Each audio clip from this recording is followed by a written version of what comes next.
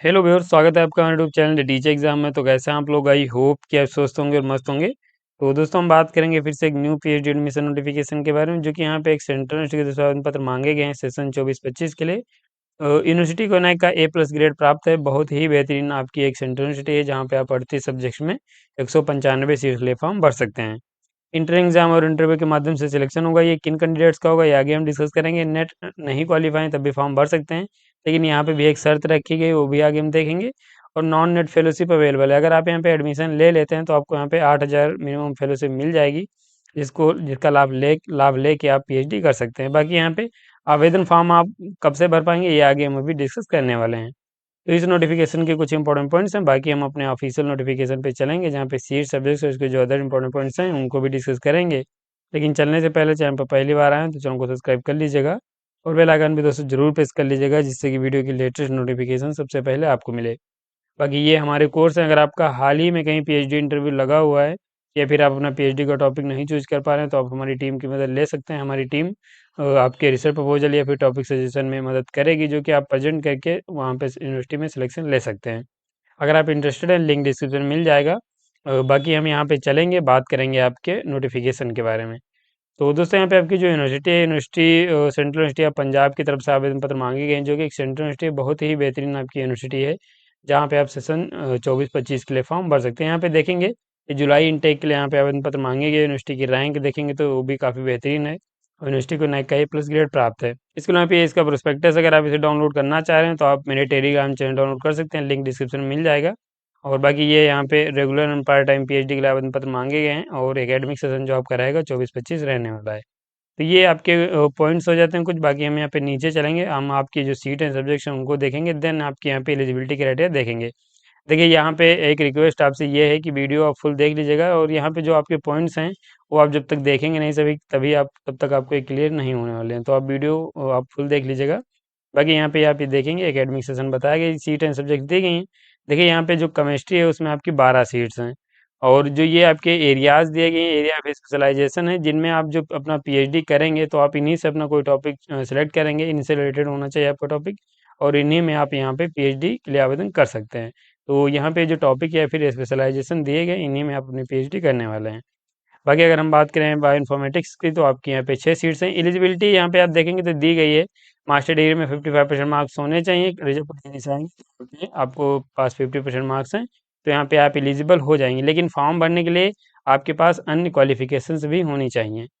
और यहाँ पे आप देखेंगे तो थ्योरेटिकल एंड कंप्यूटेशनल केमिस्ट्री में आपकी 2 सीट्स हैं। यहाँ पे कंप्यूटेशनल फिजिक्स में आपकी 3 हैं, मैथमेटिक्स में 3 है, स्टैटिस्टिक्स में 2 हैं, फिजिक्स में आपकी 15 हैं, बॉटनी में 3 हैं, जूलॉजी में देखेंगे तो 6 हैं, बायोकेमिस्ट्री में 6 हैं, माइक्रोबायोलॉजी में आपकी 12 हैं, और एग्री बिजनेस में आपकी 4 सीट्स हैं, फूड साइंस एंड टेक्नोलॉजी में 4 हैं, फिजिकल एजुकेशन में 6 हैं, कंप्यूटर साइंस एंड टेक्नोलॉजी में आपकी 3 हैं। इसके साथ यहाँ पे अगर हम बात करें इन्वायरमेंटल साइंस की, तो 7 सीट हैं, जियोलॉजी की 12 हैं, ज्योग्राफी की 3 हैं, ह्यूमन जेनेटिक्स की 2 हैं, मॉलिक्यूलर मेडिसिन की आपकी 6 हैं, मेडिसिन केमिस्ट्री जो है आपकी उसकी यहाँ पे 8 सीट हैं।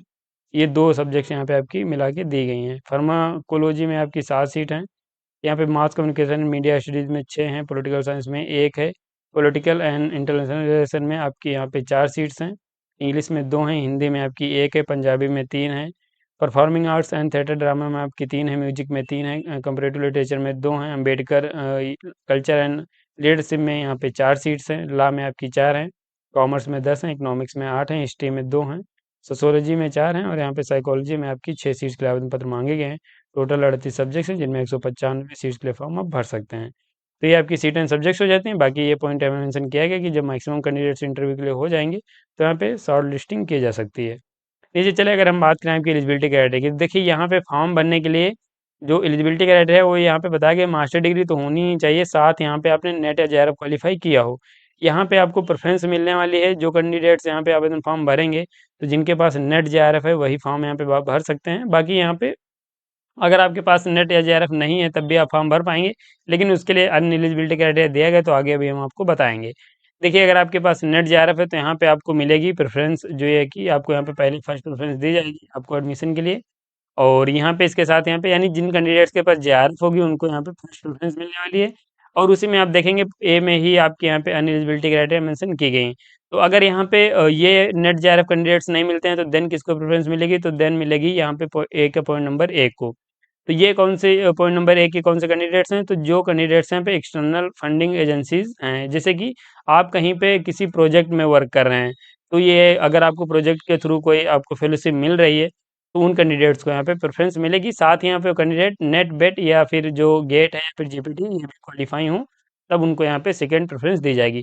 तो पहले यहाँ पे जेआरएफ के कैंडिडेट्स को दी जाएगी, देन यहाँ पे प्रेफरेंस दी जाएगी जो कैंडिडेट्स यहाँ पे कहीं एक्सटर्नल फंडिंग एजेंसी से यानी किसी प्रोजेक्ट में एनरोल्ड हैं और वो यहाँ पे यूजीसी नेट या फिर यहाँ पे गेट या फिर जो जीपीटी क्वालिफाई हैं, तो उनको यहाँ पे सेकेंड प्रेफरेंस दी जाएगी।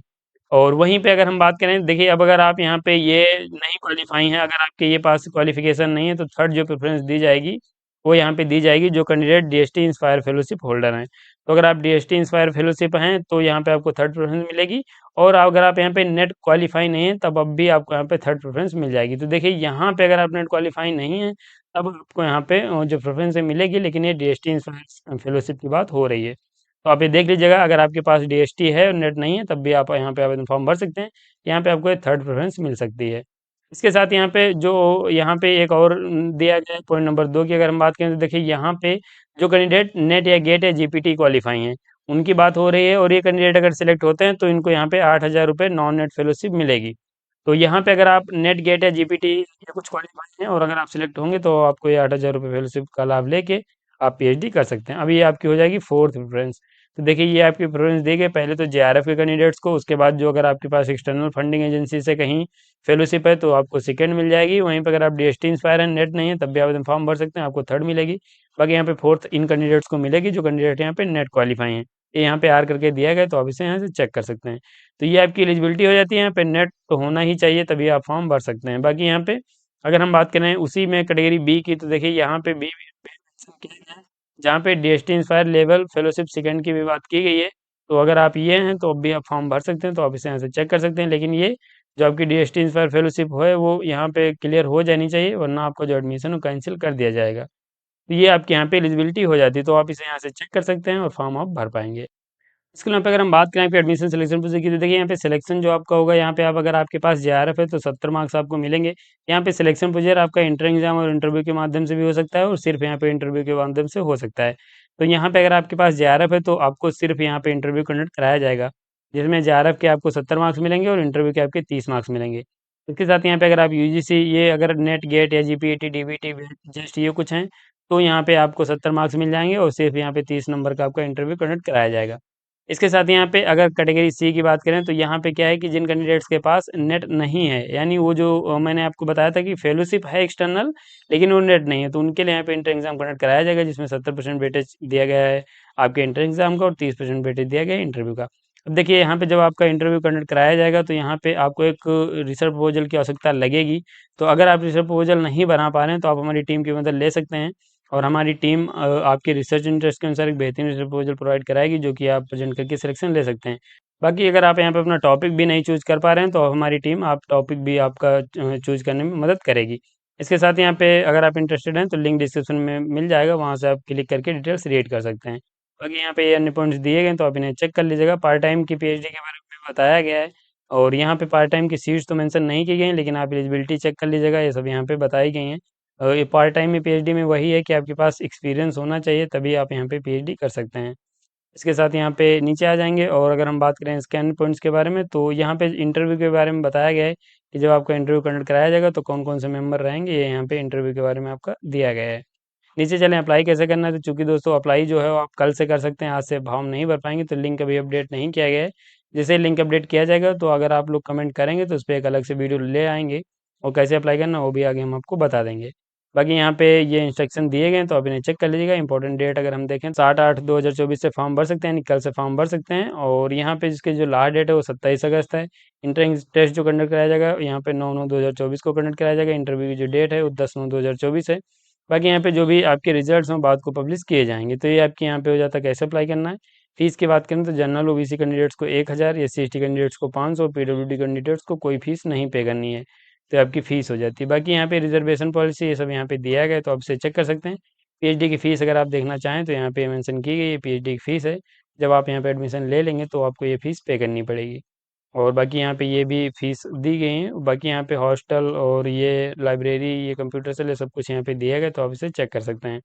तो ये दोस्तों आपका यहाँ पे नोटिफिकेशन हो जाता है कंप्लीट, और इस नोटिफिकेशन में आपकी पीएचडी से संबंधित जो भी पॉइंट्स थे वो मैंने आपको बता दिए हैं, तो आप इनको चेक करके फॉर्म भर सकते हैं। इसके साथ यहाँ पे कल से एप्लीकेशन फॉर्म भर पाएंगे। इसके लिए यहाँ पे अगर आप नोटिफिकेशन डाउनलोड करना चाह रहे हैं तो आप मेरे टेलीग्राम चैनल डाउनलोड कर सकते हैं, लिंक डिस्क्रिप्शन में मिल जाएगा। ये हमारा Telegram channel the teacher exam, ये लिंक डिस्क्रिप्शन में मिलेगा। ये यहाँ पे जो लिंक दिया गया है ये डिस्क्रिप्शन में मिल जाएगा हुआ है। नोटिफिकेशन यहीं से आप डाउनलोड कर सकते हैं। बाकी यहाँ पे ये पीएचडी एडमिशन के जो भी वीडियोज़ हैं वो सभी वीडियोज़ आप यहाँ से देख सकते हैं। सभी नोटिफिकेशंस भी आप यहाँ पे डायरेक्ट डाउनलोड कर सकते हैं।